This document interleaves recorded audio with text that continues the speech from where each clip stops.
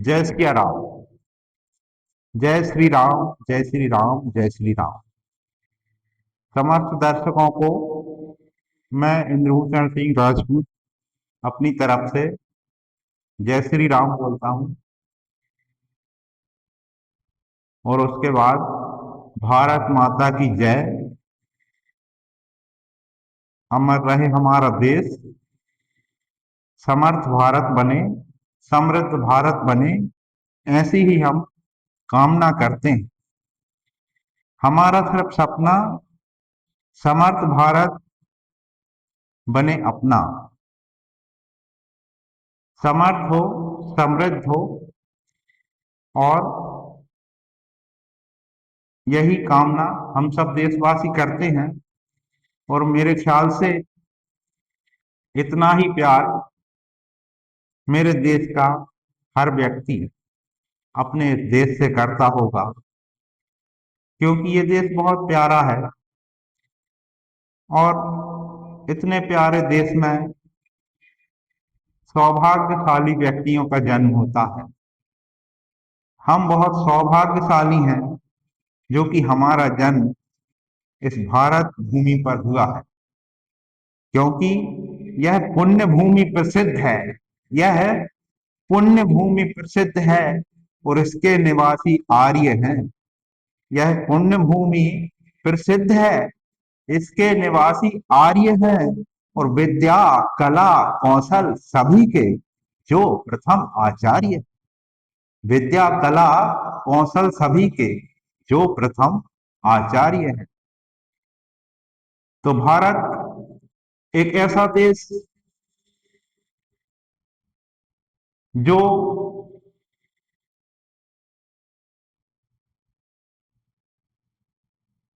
नई ऊंचाइयों को छूने जा रहा है, और इसकी सांस्कृतिक जड़ें भी बहुत गहरी हैं। हड़प्पा सभ्यता से लेकर आज के आधुनिक युग तक, चाहे शिल्प कला हो, मंदिर निर्माण, वास्तुकला, पुराने चित्र,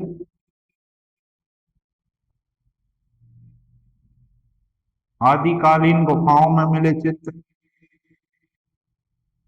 भारत की मूर्तियां, किस उच्च स्तर की वो मूर्ति कला होगी बताइए।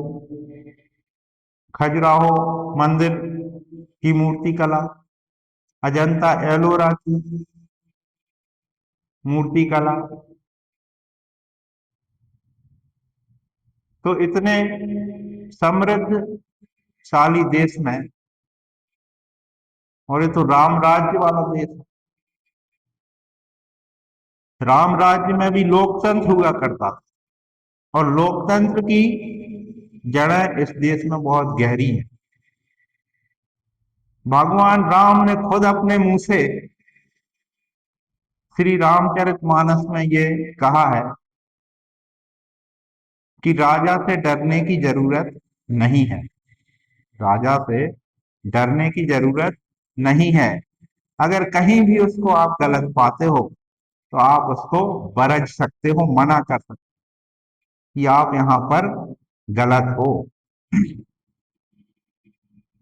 तो रामचरितमानस में ही ये कहा गया है, उनने ही कहा है कि जो अनीति कछु भाखो भाई। तो जो अनीति कछु भाखो भाई, तो मोहि बरजहु भय बिसराई। तो मोहि बरजहु भय बिसराई। मतलब अगर आप कोई भी अनीति पाते हैं, जनमानस जनता, तो बिना किसी डर के या डर को भूल करके आप मेरी वर्जना कर सकते हैं, मेरी आलोचना कर सकते हैं। ये था राम राज्य का हमारा लोकतंत्र, यानी कि जनता ही सर्वोपरि। कि राजा खुद कह रहा है कि जो अनीति कछु भाव हो भाई, तो मोहि बरजेऊ भय बिसराई।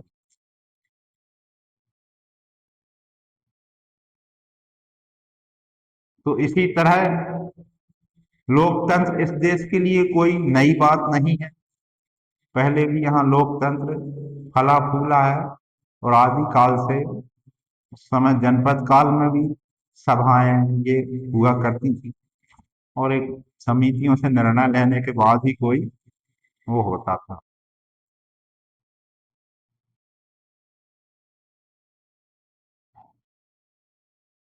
तो रामचरितमानस जो लिखा, उसकी एक और चौपाई मुझे याद आ रही है कि किस प्रेरणा से उनने लिखा कि शंभु प्रसाद सुमति ही है हुलसी,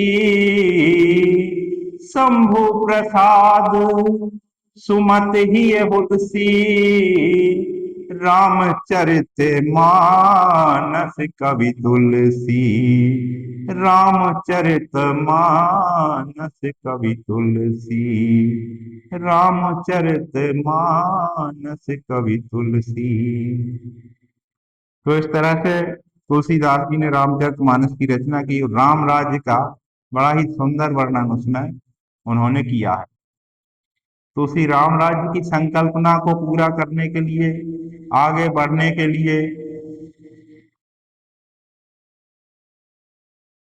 उस प्रेरणा को आत्मसात करने के लिए, एक सुखी समृद्ध समाज और राष्ट्र के निर्माण के लिए हम सब प्रयासरत हैं। और महात्मा गांधी जी की भी राम राज्य की संकल्पना थी, और उन्होंने भी राम राज्य की बात की थी।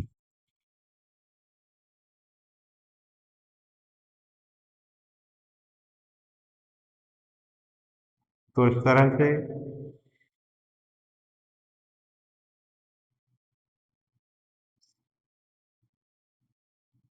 और भी हमारे विषय हैं, उसमें थोड़ी सी चर्चा और करेंगे कि एक और महत्वपूर्ण कार्य जो कि प्रत्येक 10 वर्षों में होता है, लेकिन इस बार बहुत विलंब से वो हुआ, यानी कि उसको 2027 का नाम दिया गया है, और वह है सेंसस ऑफ इंडिया, या भारत की जनगणना। जनगणना में बहुत सारे शिक्षकों की ड्यूटी लगाई गई थी, और इसमें 16 वर्जन से ऊपर का स्मार्टफोन चाहिए था। इसके लिए हमारे बहुत सारे टीचर्स ने स्मार्टफोन खरीदे हैं, जो कि लगभग 15-16 हजार रुपए से तो ऊपर के ही आते हैं, उससे नीचे नहीं आते हैं। क्योंकि मैं अभी फोन खरीदने गया था, और पहले ही उसने फोन ला के रख दिया कि सर आप काय के लिए जनगणना के लिए चाहते हो, मैं कि हाँ। तो उसने ये फोन पहले ही मेरे लिए रख दिया था कि सर बहुत सारे लोग आ रहे हैं सर्वे के लिए, आप ले जा रहे हैं, मैंने कि हाँ जनगणना के लिए लेके। तो इस देश की जो भौगोलिक परिस्थितियां हैं, तो मई का महीना प्रचंड गर्मी का महीना होता है। उस प्रचंड गर्मी के महीने में भारत के सेंसस, यानी कि जनगणना के कार्य में बहुत सारे लोगों ने अपनी जान जोखिम में डालकर मैदानी फील्ड पर काम किया, और वो बहुत ही कठिन समय था, क्योंकि उतने टेम्परेचर में मैदानी फील्ड पर वास्तव में बहुत ही समस्याएं लोगों को हुई। लेकिन ये थोड़ा सा दुर्भाग्य की बात है कि अभी तक किसी भी टीचर को, गर्मी में जो उसने काम किया, मेहनत की, उसका एक भी रुपए उसके अकाउंट में अभी तक डिस्पर्स नहीं किया गया, जो कि एक चिंताजनक बात है। और यह है कि कम से कम जनगणना का अमाउंट आप उनके उसमें डाल दीजिए। क्योंकि उनके द्वारा बहुत मेहनत की गई है, स्मार्टफोन भी परचेज किए गए हैं। और वो गर्मी का मौसम, दूर दराज इलाकों में जाना बहुत ही कठिन कार्य था वो। तो उस मेहनत का जो कि शायद भूल गए हैं देना, या जो भी है,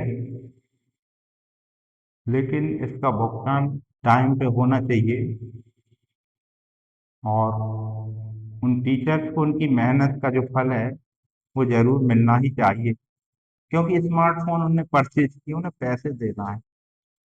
और ये थोड़ा सा विचारणीय है कि 10वीं जनगणना, जो कि काफी समय वैसे ही डिले हो चुकी है, और इतना ज्यादा टीचर्स के द्वारा जो कठिन काम संपन्न करके उसको दिया गया था, काफी प्रेशराइज, उसमें 30 डेज का काम था, वो लोग 15 डेज में कंप्लीट चाहिए, इस तरह का काफी प्रेशराइज माहौल उस समय क्रिएट किया गया था। तो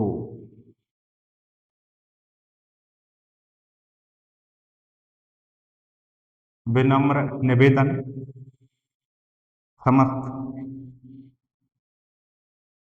जो कि भुगतान प्रक्रिया में लोग शामिल हैं, थोड़ा सा इस पर ध्यान दें, और समस्त टीचर्स का शीघ्र भुगतान हो जाए तो ये बहुत ही अच्छी बात होगी।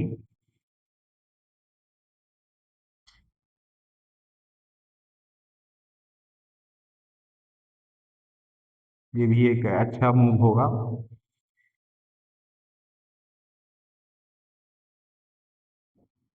तो कुछ और बताने चाह रहा था, पर ये इसमें आ गया मैं, है ना। बात करते हैं इसकी।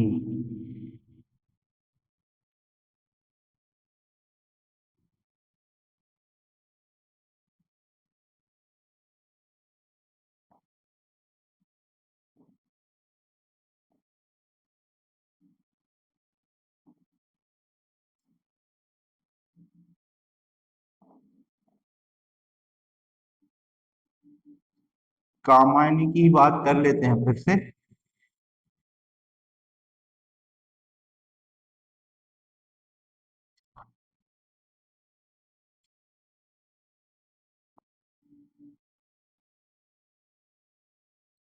कामायनी में आज लज्जा सर को देख लेते हैं।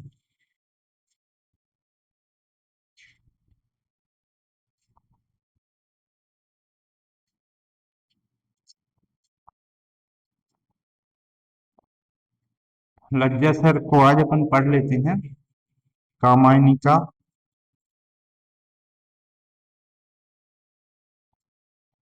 कोमल किसलय के अंचल में नन्ही कलिका ज्यों छिपती सी, गोधूली के धूमिल पट में दीपक के स्वर में दीप्ति सी, मंजूर स्वप्नों की विस्मृति में मन का उन्माद निखरता ज्यों, सुरभित लहरों की छाया में बुल्ले का विभव बिखरता ज्यों, वैसी ही माया में लिपटी अधरों पर उंगली धरे हुए माधव के सरस कौतूहल का आंखों में पानी भरे हुए, नीरव निशीथ में लतिका सी तुम कौन आ रही हो बढ़ती, कोमल बाहें फैलाए सी आलिंगन का जादू पड़ती,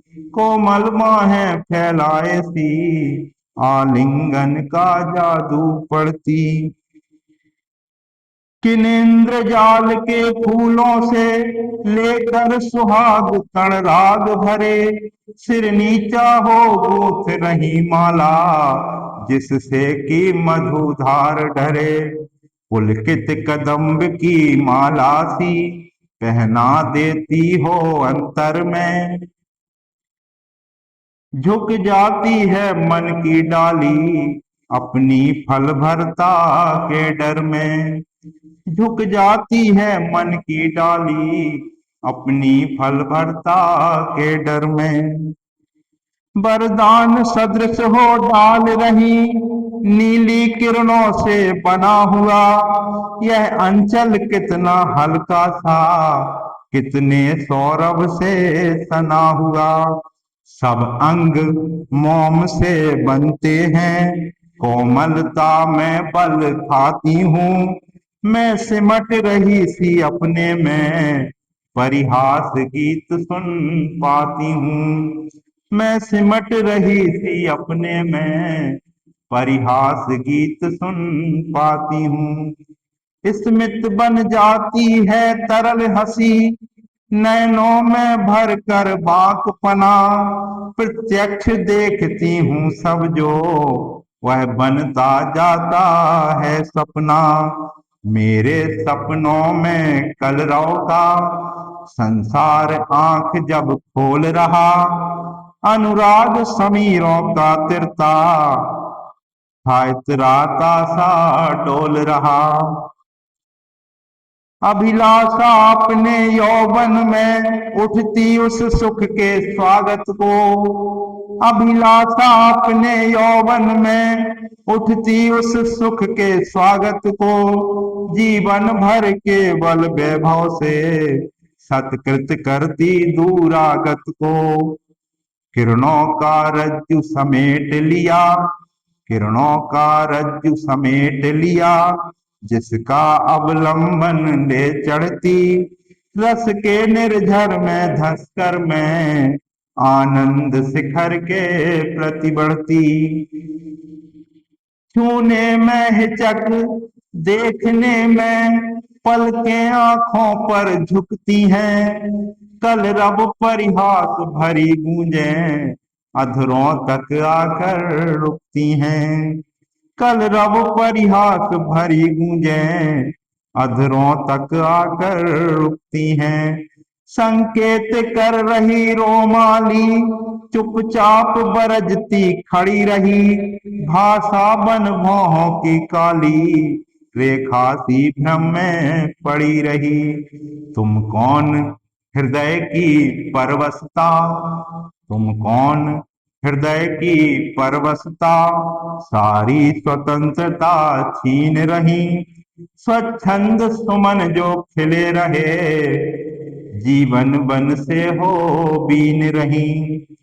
संध्या की लाली में हंसती, उसका ही आश्रय लेती सी। छाया प्रतिमा गुनगुना उठी, श्रद्धा का उत्तर देती सी। छाया प्रतिमा गुनगुना उठी, श्रद्धा का उत्तर देती सी। इतना ना चमत्कृत हो वाले, इतना ना चमत्कृत हो वाले, अपने मन का उपचार करो। मैं एक पकड़ हूं जो कहती, कुछ सोचो और विचार करो। अंबर चुंबी हिम श्रृंगों से कल रब कोलाहल साथ लिए। विद्युत की प्राणमयी धारा बहती जिसमें उन्माद लिए। मंगल कुमकुम की श्री जिसमें निखरी हो उषा की लाली। भोला सुहाग लाता हो, ऐसी हो जिसमें हरियाली। हो नैनों का कल्याण बना, आनंद सुमन सा पिक्सा हो। वासंती के वन वैभव में जिसका पंचम स्वर पिक्सा हो। जो गूंज उठे फिर नस नस में, मूर्छना समान मचलता सा। आंखों के सांचे में आकर रमणीय रूप बन ढलता सा। नैनों की नीलम की घाटी जिस रस घन से छा जाती हो। वह कौंध की जिससे अंतर की शीतलता ठंडक पाती हो। हिल्लोल भरा हो ऋतुपति का, गोधूली की सी ममता हो। जागरण प्रात सा हंसता हो, जिसमें मध्याह्न निखरता हो। जागरण प्रात सा हंसता हो, जिसमें मध्याह्न निखरता हो चकित निकल आई सहसा जो अपनी प्राची के घर से।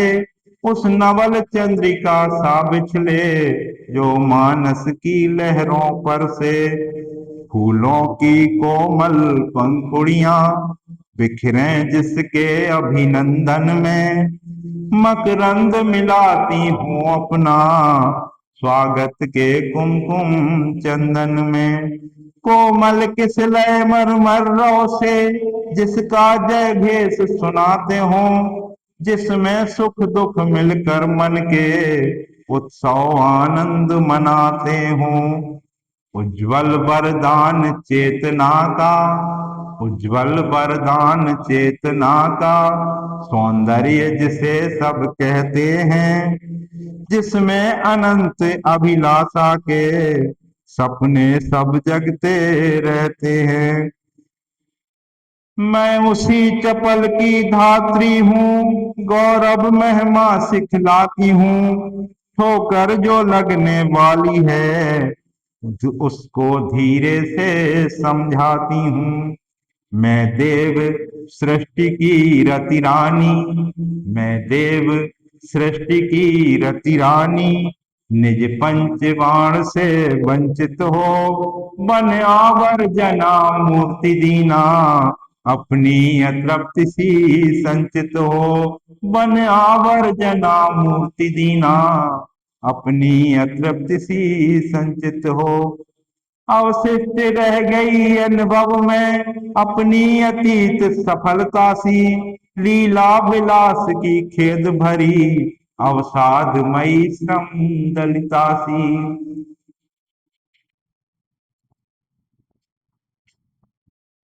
मैं रति की प्रतिकृति लज्जा हूँ, मैं शालीनता सिखाती हूँ। मैं रति की प्रतिकृति लज्जा हूँ, मैं शालीनता सिखाती हूँ। मत वाली सुंदरता पग में नूपुर सी लिपट मनाती हूँ। मत वाली सुंदरता पग में नूपुर सी लिपट मनाती हूँ।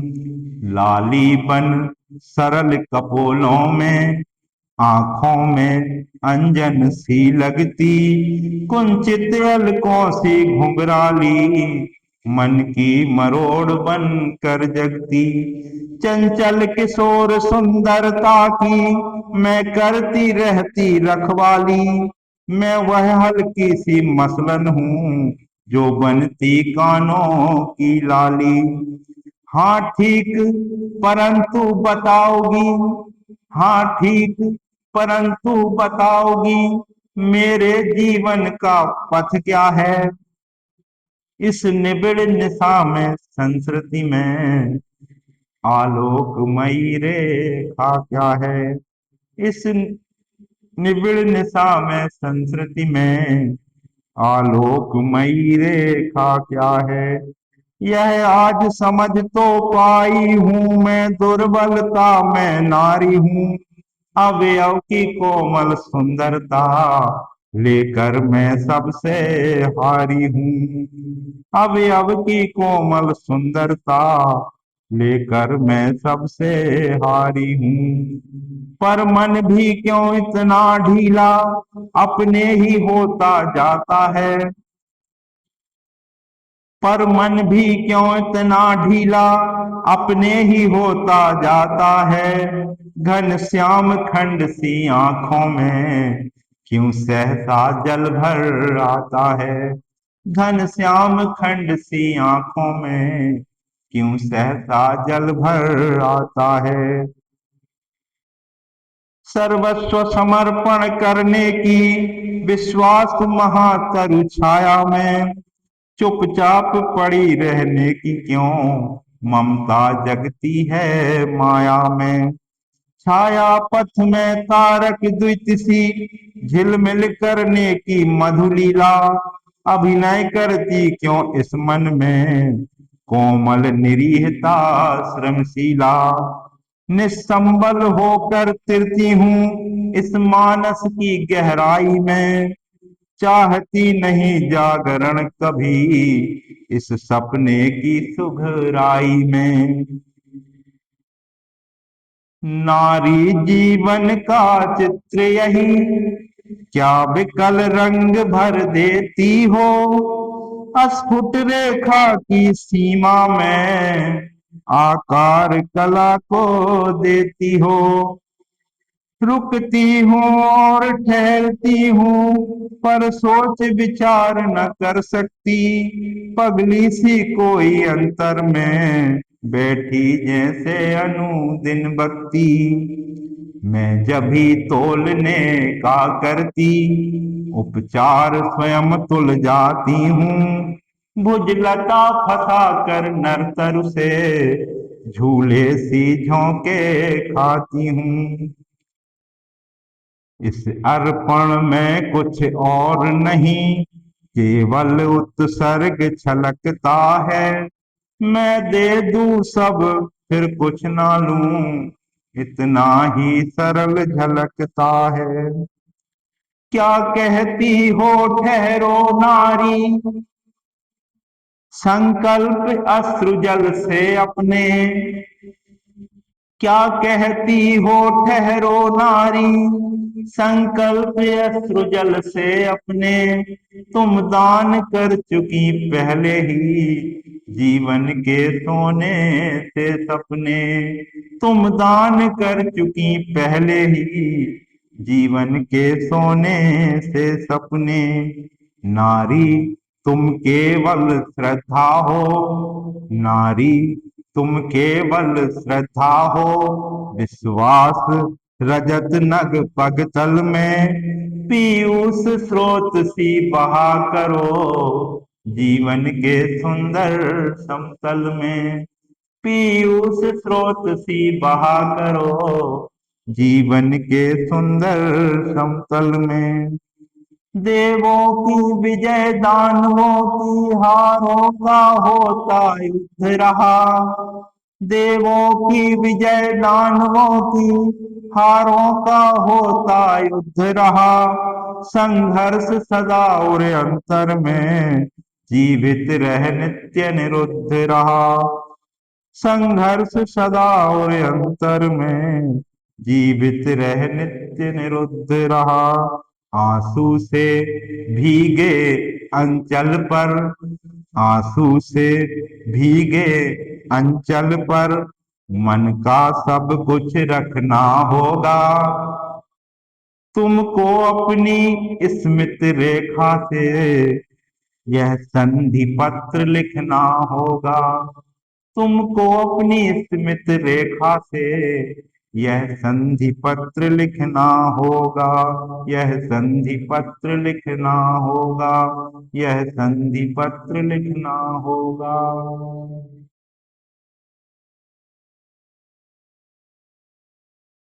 तो इस तरह से ये श्रद्धा सर्ग यहाँ पर पूर्ण होता है। श्रद्धा सर्ग कामायनी का कौन सा सर्ग है? नहीं, श्रद्धा नहीं, ये लज्जा है। एक दो तीन चार पाँच, एक दो तीन चार पाँच छह, छठवां सर्ग है लज्जा।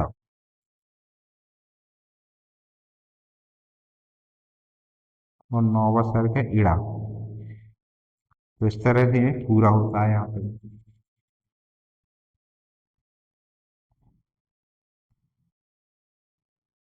तो इसी के साथ इस वीडियो को यहाँ पर समाप्त करते हैं। एक बार फिर से जय सिया राम, भारत माता की जय, वंदे मातरम, समर्थ भारत, समृद्ध भारत। इसी संकल्पना के साथ इस वीडियो को समाप्त करना चाहेंगे।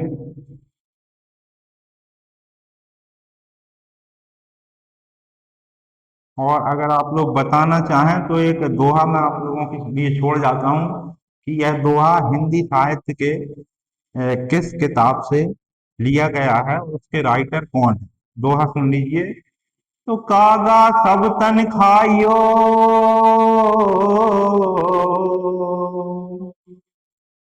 रे चुन चुन खाइयो मांस,